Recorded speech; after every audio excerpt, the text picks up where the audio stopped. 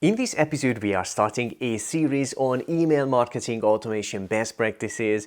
You will find out about 13 plus best practices for small businesses over this and the upcoming episodes, including one on how a former champion wrestler, a 90s TV show, and a simple 7-letter word are the secret to skyrocket your email marketing results. My name is István Bújdosó and welcome to the 47 Marketing Show that helps entrepreneurs like you to get more done in less time, grow your business, and gain freedom through marketing automation, delegation, and processes.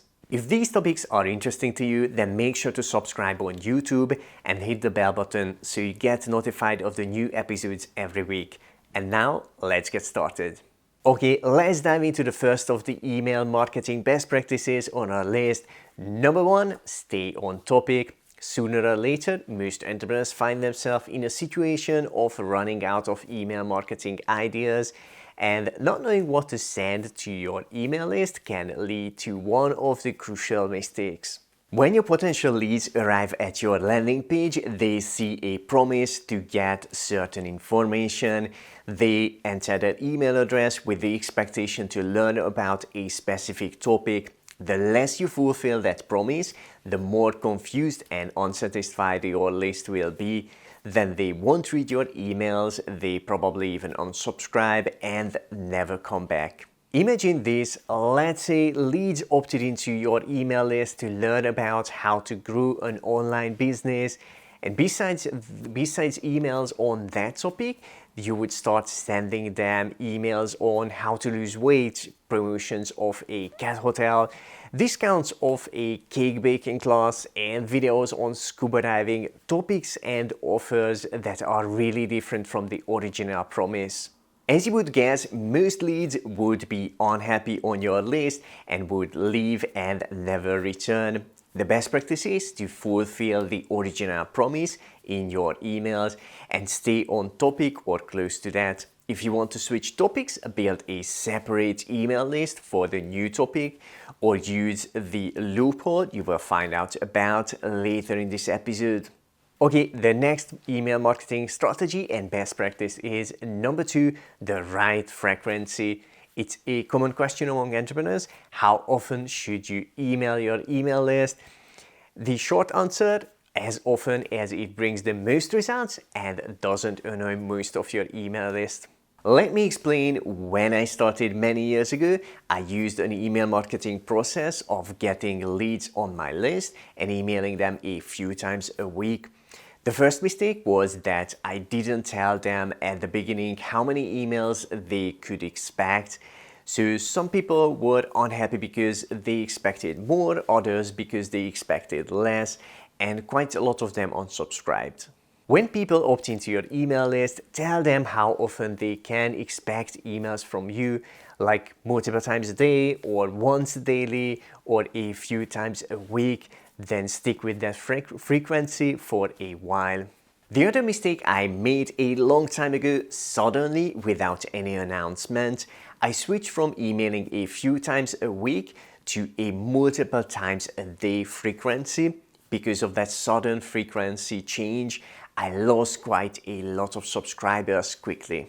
The second part of this best practice, if you want to change frequency, tell your list, do the change slowly, maybe even step by step over a longer period of time, so you won't annoy and lose your leads. At the end of the day, all lists are different. So test your list. What is that balanced frequency where you can make the most money long term and your list stays happy as well? Generally, emailing once a day is that balanced frequency, but obviously test what's the best for your list. The next one of the best practices and email marketing tips is number 3, never stop.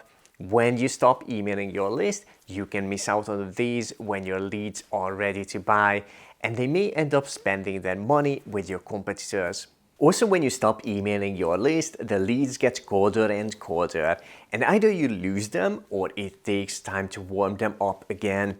The bottom line is, when you stop emailing your list, you can lose money. That's why this best practice on this list, never stop emailing your list. If you are like most entrepreneurs and it feels a huge challenge to keep adding new emails to your email marketing sequence, then you will love what's coming up. Later in this series, you will see email marketing hacks and shortcuts to overcome that challenge easily and fast, including a best practice in this episode on how a former champion wrestler, a 90s TV show, and a simple 7-letter word are the secret to skyrocket your email marketing results. Best practice number 4, email marketing segmentation. In life, in different situations, we naturally talk to others in different ways. And to do that is one of the key email automation best practices as well. Imagine the following situations. There are always people who have just joined an email list and most likely barely know anything about the entrepreneur. They don't like and trust him or her yet. Others on the list have just looked at one sales page but haven't bought. Some people have just clicked on the order button but have left without actually paying and ordering. And then there are those on the list who have already bought something from the business but not yet regular clients. Also, let's mention the regular clients on the email list who are happy and maybe ready to go to the next level. These are just a few key scenarios that happen for small businesses who sell something online. In each of these situations, if you want to achieve the desired results, you need to talk to those people in different ways. For example, if somebody has just joined your list, the goal is to build a certain level of know, like, and trust and direct them to a sales funnel. On the other hand, if in a different situation, like when somebody abandons the cart, you will have different goals and different things to say, like reminding them and urging them to complete their order. And in other situations, your goal and ways are different again. As a best practice, think through all the key scenarios that your leads and customers can go through, and for each, create a separate email marketing automation follow-up sequence. And based on how people behave throughout your marketing, keep segmenting your email list and direct them to the relevant email automations. This way, you can talk to everybody on your email list according to where they are on their own specific journey. A great tool to use for email marketing, segmentation, and more is ActiveCampaign. You can find a link to it in the description. Let me interrupt this episode for a moment. If you find these best practices useful, then click on the like button right now. With that, you can give us feedback and help more people with this content. Thank you for your like, and now let's continue. Best practice number 5, email marketing welcome sequence. Once your lead joins your email list, the goal is to turn them into regular readers who actually look out for your emails.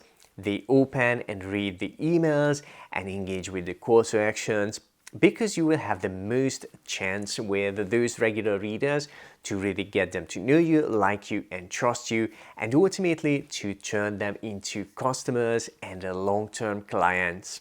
The best way to turn the fresh leads on your list into regular readers and fans is with an email marketing welcome series. First, let me give you an outline of that email sequence, and then we will talk about the details. The first email is about how can they get what they opted in for and what can they expect on this email list, and a hook to make them really curious to look out for your next email. The second email, who are you, a few cool things about you, your short story on how you started, what you do and why, what happened that shifted you on the journey, and because of that, what are you doing now and why, and of course a call to action to reply or click on a link, and a hook to the next email.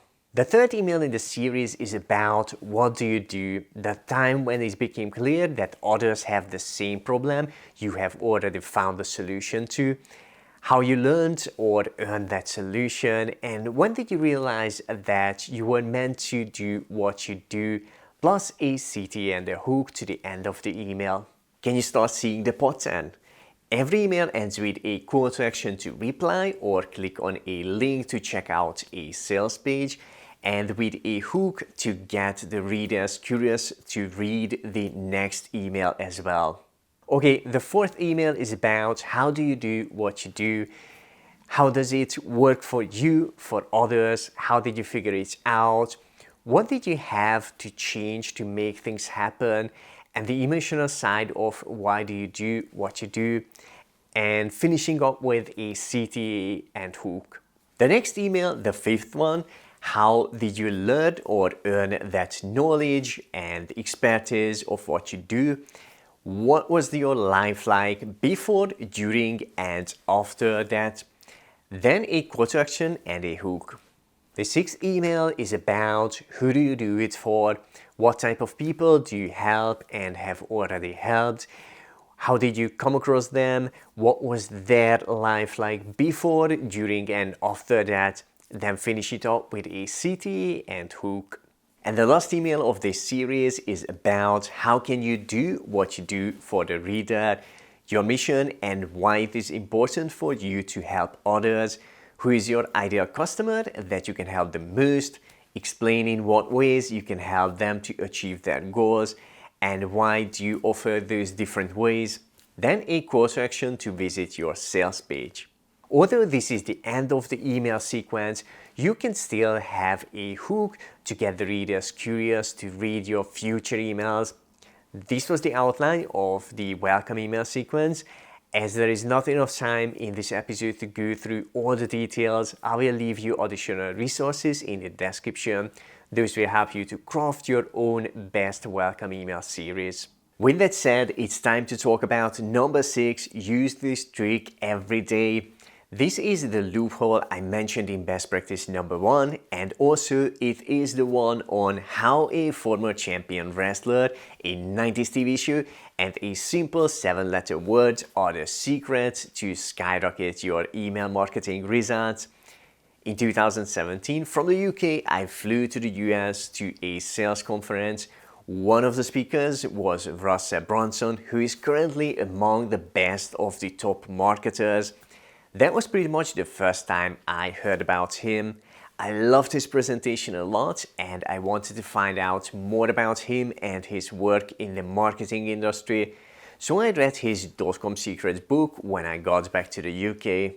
That's how I found out about some cool things. 15-20 years before Russell wrote the book, he won a wrestling state championship. But more importantly, I learned the secret how to never run out of email ideas and how to skyrocket email marketing results with the same secret. In the follow-up funnels chapter, I found a section titled Daily Seinfeld Emails. Seinfeld was a really popular sitcom TV show of the 90s. But what was it really about? Well, a lot of people used a simple 7-letter word to answer that: nothing. It was a show about nothing. 4 friends live their everyday life. Yet it was funny and entertaining that people kept watching, and episode by episode the viewers got to know and like the characters. And as the .com Secrets reveals, that's the perfect strategy to use for follow-ups as well after the welcome sequence. 90% entertainment and 10% content in the emails. Stories about you and your life, things that you are doing, experiencing, learning, planning, etc. in your life, and all the stories related back to your offers, products, and services. With that, email by email, the leads on your email list are getting to know you, like you, and trust you. And as people buy from people who they know, like, and trust, it can skyrocket your email marketing results, your readership, opens, clicks, and sales.